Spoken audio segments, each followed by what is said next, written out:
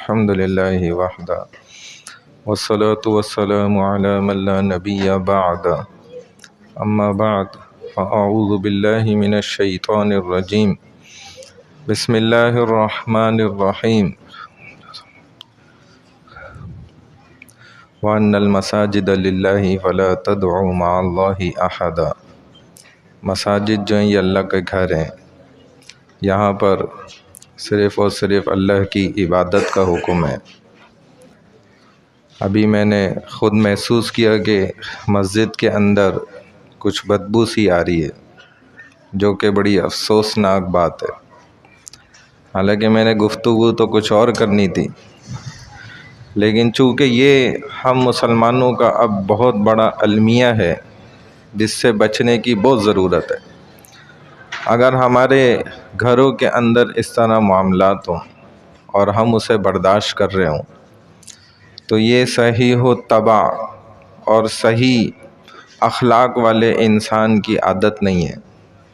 اور چہ جائے کہ اللہ کے گھر میں، جبکہ اللہ کا گھر تو معطر ہونا چاہیے، خوشبوؤں سے بھرا ہوا ہو اور مہک رہا ہو، اور ایسا ماحول ہو مسجد کا کہ ہمارا دل کرے، جڑ جائے دل مسجد کے ساتھ۔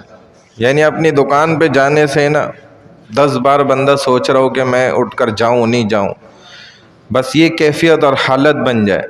اور میرے والد فرماتے تھے، حالانکہ وہ کوئی عالم، مفتی، فاضل، شیخ الحدیث کچھ نہیں تھے، ایک دنیا دار انسان تھے۔ اللہ نے ان کے ہاتھ 3 بڑی مساجد ماشاءاللہ کراچی کی بنوا دی، انتظامات سنبھالے، اور فرماتے تھے بڑی عجیب بات، ہم سنتے تھے، خود تقریباً ہر جمعے کو کھڑے ہو کے نا اعلان کرتے تھے، کہتے تھے یہی میرا دل چاہتا ہے، ایسی مسجد ہونی چاہیے، ایسے زبردست انتظامات ادھر مسجد میں ہونے چاہیے کہ لوگ جب ایک دفعہ مسجد آ جائیں نا پھر ان کا دل ہی نہ کرے گھر جانے کا، چاہے کسی بھی وجہ سے کرے، کہ بھائی گھر پہ لائٹ نہیں ہوگی، گھر پہ پانی نہیں ہوگا، گھر پہ ٹھنڈا پانی نہیں ملے گا، گھر پہ فلانی مجھے آسائش نہیں ملے گی، 10 قسم کی چیزیں۔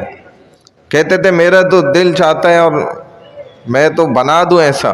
الحمدللہ بنائی بھی انہوں نے، فل سینٹرل اے سی مسجد ہے، ٹھنڈ یخ ہو رہی ہے گرمیوں میں، اور سردیوں کے اندر ہیٹر چل رہے ہیں، اور قرآن ایک سے ایک رکھے ہوئے، تسبیح رکھی ہوئی ہیں، جس طریقے سے بندہ جیسے چاہے وہ عبادت کرتا رہے، ایسا اس کو مزہ آ جائے، دل لگ جائے۔ اور ہم نے خود سعودی عرب میں تو ہر دوسری مسجد کا یہی حال دیکھا الحمدللہ، کہ بندہ ایک دفعہ آ جائے اب اس کا دل ہی نہیں کرے مسجد سے میں نکلو۔ ایسا ہونا چاہیے مسجد کو، اور ہمیں ایسا بنانا چاہیے مسجد کو۔ اس میں ہم سب کی کنٹریبیوشن ہے، اس میں یہ نہیں ہے کہ تم ذمہ دار ہو، وہ فلانا ذمہ دار ہے، یہ ذمہ دار ہے۔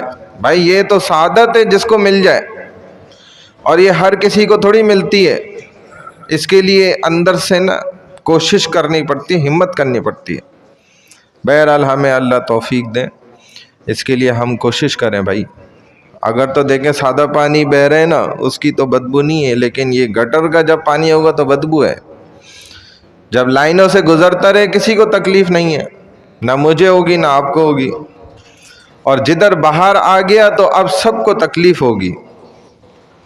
یہی حال گناہوں کا بھی ہوتا ہے انسان کے، جب چھپ کے بندہ کرتا رہتا ہے اللہ اس کے بندے کے معاملے، اللہ پردہ ڈالتے رہتے ہیں، چھپاتے رہتے ہیں، جب کھل کے وہ اجتماعی فحاشی پھر اللہ بھی برداشت نہیں کرتے۔ تو بھائی ہم کوشش کریں اللہ کے گھر کو نا صاف ستھرا، مہکتا، معطر، خوشبوؤں والا، پرسکون ماحول، امن چین والا، برکتوں رحمتوں والا، قرآن کی تلاوت والا، اعمال سے بھرپور ایسا ماحول بنائے۔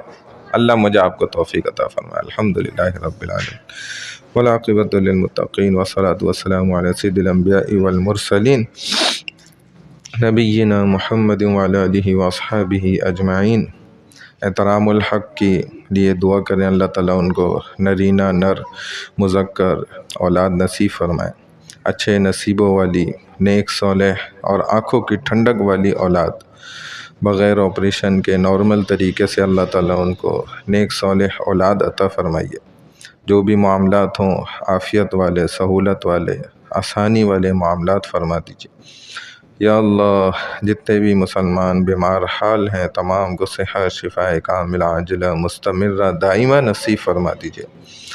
یا اللہ جتنے بھی مسلمان جہاں کہیں بھی پریشان حال ہیں، ان کی جو جو پریشانی ہیں، مصائب ہیں، مشکلات ہیں، یا اللہ سب کو آسان فرما دیجیے، تمام پریشانیوں کو دور فرما دیجیے۔ یا اللہ اس دنیا سے رخصت ہو چکے ہیں خصوصاً ہمارے والدین، عزیز و اقارب، رشتہ دار، ہمارے تمام نمازی اور ان کے متعلقین، یا اللہ سب کی قبروں کو نور سے منور فرما دیجیے۔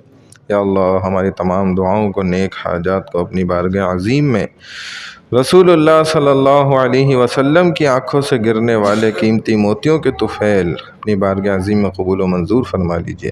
سبحان اللہ و بحمدہ، سبحانک اللہم و بحمدک، نشہد ان لا الہ الا انت، نستغفرک و نتوب الیک، برحمتک یا ارحم الراحمین۔